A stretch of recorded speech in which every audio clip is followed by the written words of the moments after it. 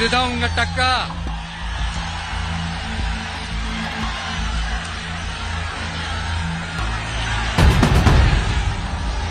கரூர்ல விமான நிலையம் வந்தா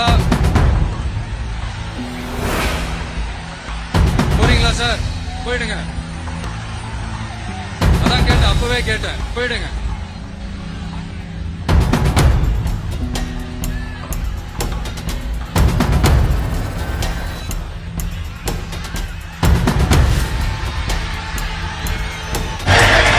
जनता साथ तेज आवाज only on 24 time news entertainment. घुटने के चलते 5 से ज्यादा लोगों की मौत की खबर आ रही है और कई लोग घायल हो चुके हैं। इसमें ये भगदड़ हुई कैसे? जब भगदड़ हो रही थी तब विजय कहाँ थे? इसे लेकर क्या जानकारी आ रही है, ये सारी जानकारियों पर नजर हमारी साथी सुप्रिया बनाए हुए हैं। जी सुप्रिया, क्या क्या जानकारी अब तक आई है? तमिलनाडु विक्ट्री पार्टी टीवी के जिसका शॉर्ट फॉर्म है, उसके नेता विजय 27 सितंबर को करूर में चुनाव का प्रचार कर रहे थे। इसी दौरान भीड़ बढ़ी और भगदड़ जैसे हालात बन गए। भगदड़ में महिलाएं और बच्चे समेत कई लोग ऐसे थे जो बेहोश हो गए। जैसे जैसे भीड़ बढ़ती गई, कई पार्टी के कार्यकर्ता और बच्चे भीड़ के दबाव में बेहोश हो गए, जिसके बाद विजय ने अपना भाषण रोक दिया और शांति बनाए रखने की अपील की। विजय ने अपने समर्थकों से जरूरतमंद तक आपातकालीन एम्बुलेंस पहुंचाने का आग्रह किया। लोगों की मदद के लिए पानी की बोतलें बांटी गई। इस दौरान एक 9 साल की बच्ची के लापता होने की भी सूचना मिली, जिसके बाद विजय को पुलिस से मदद की सार्वजनिक रूप से अपील करनी पड़ी और अपने कार्यकर्ताओं से बच्ची की तलाश में मदद करने का अनुरोध भी करना पड़ा। शुरुआती तौर पे जो जानकारी आ रही है उसके मुताबिक पुलिस ने विजय की रैली देखने आई भीड़ को वहां पे मौजूद लोगों को वहां से खदेड़ने के लिए लाठीचार्ज भी किया। ये शुरुआती तौर पे जो जानकारी है उसके मुताबिक है। अच्छा, करूर घटना पर मुख्यमंत्री एम.के. स्टालिन, क्योंकि तमिलनाडु के मुख्यमंत्री एम.के. स्टालिन है, तो उन्होंने एक्स पर कोई पोस्ट की या कोई बयान इसके बारे में दिया है? और उन्होंने अगर पोस्ट किए तो क्या लिखा है उसमें, बयान में क्या? हाँ नावेद, इस पूरे मामले पर तमिलनाडु के जो सीएम है उनका बयान क्या एक्स पे उन्होंने पोस्ट करके पूरी घटना को लेकर कुछ निर्देश दिए हैं और कुछ जानकारियां भी साझा की हैं। तो उन्होंने जो लिखा है वही बता देते हैं कि सीएम एम.के. स्टालिन ने जो पोस्ट लिखा उसमें लिखा है कि करूर से आ रही खबर चिंताजनक है। मैंने निर्देश दिया है कि भीड़ में फंसकर बेहोश हुए और अस्पताल में भर्ती हुए लोगों को तुरंत चिकित्सा सुविधाएं दी जाए। मैंने इस संबंध में पूर्व मंत्री सेंथिल बालाजी और मंत्री सुब्रमण्यम और जिला कलेक्टर से बात की है। मैंने पड़ोसी जिले तिरुचिरापल्ली के मंत्री अम्बिल महेश को भी तत्काल आवश्यकता और सहायता प्रदान करने का निर्देश दिया है। इसके अतिरिक्त मैंने एडीजीपी से भी स्थिति को शीघ्र नियंत्रण में लाने के लिए कदम उठाने की बात कही है। ये सब वो अपनी पोस्ट में लिखा है उन्होंने, और उन्होंने आगे लिखा है कि मैं जनता से डॉक्टर और पुलिस के साथ सहयोग करने की अपील करता हूँ। अच्छा, तो ये उन्होंने वहां पर अपील की और सारे जो भी वहां पर घटनाक्रम चल रहा है उस पर वो नजर बनाए हुए हैं। यहाँ पर एक और सवाल ये उठता है सुप्रिया कि घटना के समय विजय का भाषण खत्म हो चुका था या वो अपना भाषण उस वक्त दे रहे थे, क्योंकि उससे भी बहुत इसमें इम्पैक्ट पड़ता है लोगों की। अभी जो शुरुआती तौर पे जानकारी आ रही है, बताया जा रहा है कि घटना उस समय हुई जब विजय करूर में अपने भाषण दे रहे थे और भाषण के दौरान ये भगदड़ हो गया था। भाषण के दौरान जिस समय ये सिचुएशन क्रिएट हुई थी उस समय वो अप्रत्यक्ष रूप से पूर्व डीएम के मंत्री वो भी करूर से ही अपनी उम्मीदवारी ताल्लुक रखते हैं और चुनाव भी वहीं से लड़ते हैं। सेंथिल बालाजी पर व्यंग्यात्मक टिप्पणी कर रहे थे, क्योंकि अब उनका क्षेत्र है तो उनकी विपक्षी दल में है तो जाहिर सी बात है कि उन पे सवाल उठाएंगे, उनकी पुराने किए गए वादों को लेकर उनको घेर रहे थे। इस दौरान उन्होंने नाम भले नहीं लिया था लेकिन पार्टी पर सीधे तौर पर निशाना बनाया था। और ये सब जब हो रहा था डीएमके पे उन्होंने सीधे तौर पर निशाना बनाया था। और इन सब के बीच ये जानना भी काफी जरूरी हो जाता है कि अब तमिलनाडु चुनावी रंग में रंगना शुरू हो चुका है। तमिलनाडु में 2026 में चुनाव होने वाले हैं विधानसभा के। उससे पहले विजय जो है वो राज्य में पूरा अपना स्टेट के अलग अलग हिस्सों में जाकर चुनावी कैंपेन्स कर रहे हैं। ये करूर की आज जो उनकी रैली थी वो इसी का एक हिस्सा है। अब इसमें 2-3 चीजें काफी महत्वपूर्ण हो जाती हैं कि जो सवाल उठाते हैं अपने आप में कि जब इतने बड़े नेता की, इतने बड़े एक्टर की रैली होने वाली थी तो वहां पे सुरक्षा के क्या इंतजाम थे, क्या पहले से नहीं, आयोजकों को पहले से नहीं पता था कि इतने बड़े स्तर पे भीड़ आ जाएगी।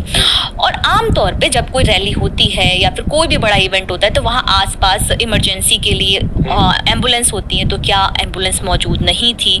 और जो एक जानकारी अभी शुरुआती तौर पे आ भी रही है उसमें ये कहा जा रहा है कि पुलिस ने भीड़ को तितर बितर करने के लिए लाठीचार्ज किया। तो अब ये अपने आप में बहुत गंभीर चीज हो जाती है कि जिस जगह पे ऑलरेडी इतनी भीड़ है, भगदड़ जैसी सिचुएशन है, अगर ऐसी स्थिति में पुलिस लाठीचार्ज करती है तो भीड़ और घबरा जाती है, उसको दिशा नहीं मिलती है, वो अफरा तफरी का माहौल हो जाता है। तो अगर ये सारी सिचुएशन वहां पे थी तो सवाल उठने काफी लाजमी हो जाते हैं। जी, और मतलब आप अगर लाठीचार्ज कर रहे हैं, वैसे ही वहां पर इतनी बड़ी तादाद में लोग इकट्ठा हो चुके हैं, उनमें और पैनिक क्रिएट होता है, डर कर वो लोग और इधर उधर भाग सकते हैं, तो इस तरह की सिचुएशन बनती है।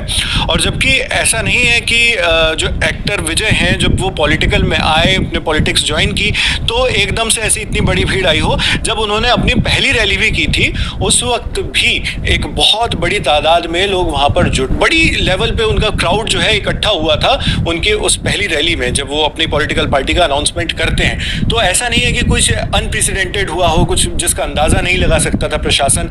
ऐसे मौके पर जब फिर उसके बाद और नावेद इसमें ऐड करना पड़ेंगे, बीते जब इस तरीके के बड़े इवेंट्स होते हैं और बीते समय जिस तरीके की हमने साल की शुरुआत से लेकर अब तक के हादसे देखे, चाहे फिर वो महाकुंभ का भगदड़, जैसे वहां पे जो भगदड़ हुई थी, उसके बाद बेंगलुरु में हमने जब ये सिचुएशन देखी, उसके बाद आरसीबी की विक्ट्री परेड के दौरान जिस तरीके से हुआ था, तो उसके बाद जब बड़े स्तर पे जब इस तरीके के कार्यक्रम होते हैं तो प्रशासन को पुरानी चीजों से, दूसरे राज्यों के घटनाओं से सबक लेते हुए और मुस्तैदी से और सतर्कता से ऐसे इवेंट्स को हैंडल करना चाहिए। बिल्कुल, और पुराने जो भी ऐसे इंसिडेंट्स हुए उससे तजुर्बा लेना होता है, सबक लेकर सीखना होता है और आगे चलकर वो गलतियां ना दोहराई जाएं, ये सुनिश्चित करना होता है। ये प्रशासन की जिम्मेदारी होती है, पुलिस या जो भी टीम वहां पर तैनात होती है उनकी जिम्मेदारी होती है। लेकिन इसके बावजूद ऐसी खबरें जब लगातार आ रही हैं, हर कुछ महीनों में इस तरह की चिंताजनक खबर आती है, उसके बावजूद प्रशासन क्या सबक ले रहा है ये समझ से परे है। और साथ मामले में सिर्फ प्रशासन ही नहीं, जो आयोजक करता है, जिनकी रैली थी, जो पार्टी थी,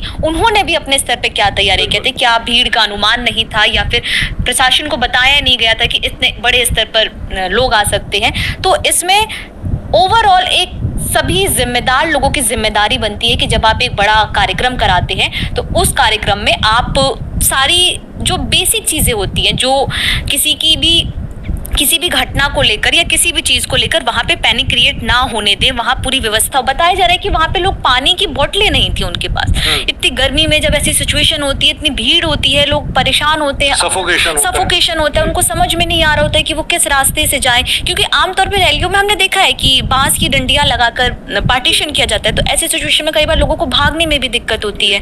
तो जब ऐसी सिचुएशन होती है तो ना सिर्फ प्रशासन बल्कि आयोजनकर्ता को भी, जो आयोजक होते हैं, उनकी भी जिम्मेदारी बनती है कि वो सिचुएशन को समझे और अपनी जिम्मेदारियों को भी समझे कि जब हम बड़े स्तर पे कोई कार्यक्रम कर रहे हैं तो उसको लेकर हमें पहले से क्या बेसिक तैयारियां कर लेनी चाहिए।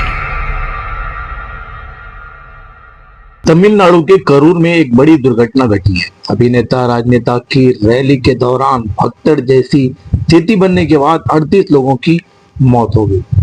मरने वाले लोग विजय की राजनीतिक पार्टी तमिलगा वेत्री कजगम टीवीके के समर्थक थे। रैली में भीड़ का दबाव इतना बढ़ गया था कि लोगों के लिए खड़े रहना भी मुश्किल हो गया। गौरतलब हो कि रैली में महिला और बच्चों की भी उपस्थिति थी। तमिलनाडु के करूर में विजय की पार्टी की रैली में हुए इस दुखद हादसे ने पूरे राज्य को सदमे में डाल दिया है। इस भगदड़ में अब तक 38 लोगों की मौत की पुष्टि हो चुकी है और 50 से ज्यादा लोग घायल। अभिनेता से नेता बने सुपरस्टार विजय ने इस घटना पर अपना पहला बयान जारी किया है। उन्होंने सोशल मीडिया पर लिखा है कि उनका दिल टूट गया है और वे असहनीय दर्द व शोक में हैं, जिसे शब्दों में बयां करना मुश्किल है। विजय ने मृतकों के परिवारों के प्रति गहरी संवेदना व्यक्त की और घायलों को जल्द स्वस्थ होने की प्रार्थना की। तमिलनाडु के स्टालिन सरकार ने मृतकों के परिवारों को 10-10 लाख रुपए और घायलों को 1-1 लाख रुपए की मदद की घोषणा की है। साथ ही हादसे की जांच के लिए न्यायिक आयोग भी गठित कर दिया गया है। போறீங்களா சார்? போயிடுங்க. அதான் கேட்டேன், அப்பவே கேட்டேன், போயிடுங்க. நண்பா கொஞ்சம் வழி விட்டுருங்க. என்னப்பா ஆம்புலன்ஸ்ல நம்ம கூட இருக்குது?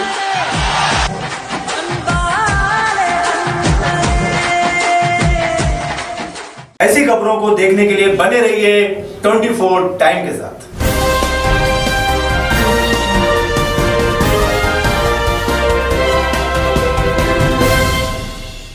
Available on Google Play and App Store. Download it now. यहाँ वहाँ जहाँ तहाँ मत पूछो कहाँ कहाँ फेंको मत। जल में भी थल में भी अगल बगल में भी फेंको मत।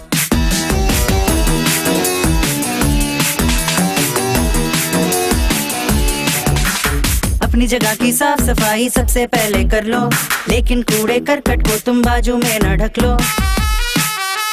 सब कुछ एकत्रित करके डब्बे में तुम रख लो, बस फेंको मत, बस फेंको मत, बस फेंको मत, बस फेंको मत, फेंको मत।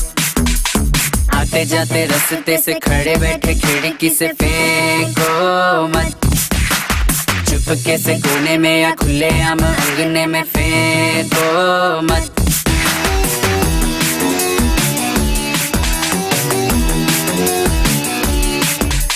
गाड़ी को ठेले को अच्छे से चमका के रखना, लेकिन बदले में रास्ते को कभी ना गंदा करना। जेब में या थैली में रखकर सही जगह पहुंचाना, बस फेंको मत, बस फेंको मत, बस फेंको मत, बस फेंको मत, फेंको मत। नली में ना नाला में ना कुइया ना तलैया में ना फेंको मत, नदिया की धार में ना सागर किनारे में ना फेंको मत।